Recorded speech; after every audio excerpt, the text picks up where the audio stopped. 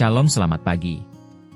Hari ini, Selasa 29 Juli 2025. Bacaan Alkitab terdapat pada Kejadian pasal 32 ayat 23 sampai dengan 33.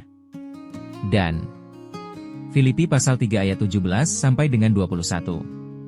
Ayat Nats terdapat pada Mazmur pasal 21 ayat 14 berbunyi, "Bangkitlah, ya Tuhan, di dalam kuasa MU. Kami mau menyanyikan dan memazmurkan keperkasaan MU." Dan Lukas pasal 19 ayat 37 berbunyi, "Ketika ia dekat Yerusalem, di tempat jalan menurun dari Bukit Zaitun, mulailah semua murid yang mengiringi dia bergembira dan memuji Allah dengan suara nyaring oleh karena segala mujizat yang telah mereka lihat." Renungan berjudul, Pujilah Tuhan. Sebagai orang percaya, hakikat kita ialah memuji Tuhan. Mengapa? Karena memuji Tuhan mengajarkan kita untuk menyatakan kekaguman kita kepadanya atas keagungan, kebesaran dan keperkasaannya dalam segala karya dan kebaikannya bagi seluruh ciptaannya, termasuk dalam hidup kita. Memuji Tuhan juga merupakan respon iman, ungkapan syukur dan hormat kita kepadanya. Inilah yang dinyatakan oleh Daud. Ia memuji Tuhan karena keperkasaannya telah mendatangkan kemenangan. Daud mengatakan dan mengakui bahwa oleh karena kuasa, kekuatan dan keperkasaan Tuhan sajalah kemenangan itu bisa terjadi. Untuk itu, ia dan bangsa Israel mau menyanyikan dan memazmurkan keperkasaan Tuhan yang luar biasa itu. Hal ini mengajar kita bahwa setiap hal-hal baik yang kita terima dalam hidup ini adalah berasal dan bersumber dari Tuhan. Untuk itu, percayalah bahwa Tuhan pasti memberikan yang terbaik bagi kita dan jangan lupa untuk memuji Dia sebagai ucapan syukur.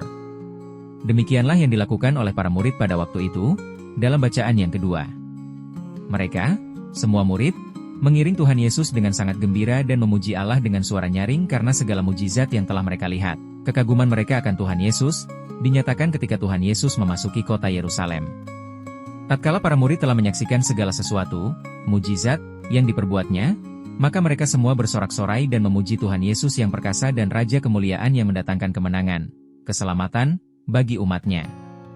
Maka dari kedua nats firman Tuhan ini, menjadi perenungan bagi kita ialah ketika kita mengalami hal-hal yang baik, hanya ada dua respon, yakni, 1.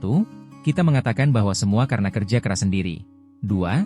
Semua karena anugerah, kekuatan dan kebaikan Tuhan. Tidak sedikit orang yang terjebak dalam poin yang pertama. Namun, sebagai orang percaya, kita diingatkan bahwa semua yang kita dapatkan dalam hidup ini merupakan karena karya dan kebaikan Tuhan.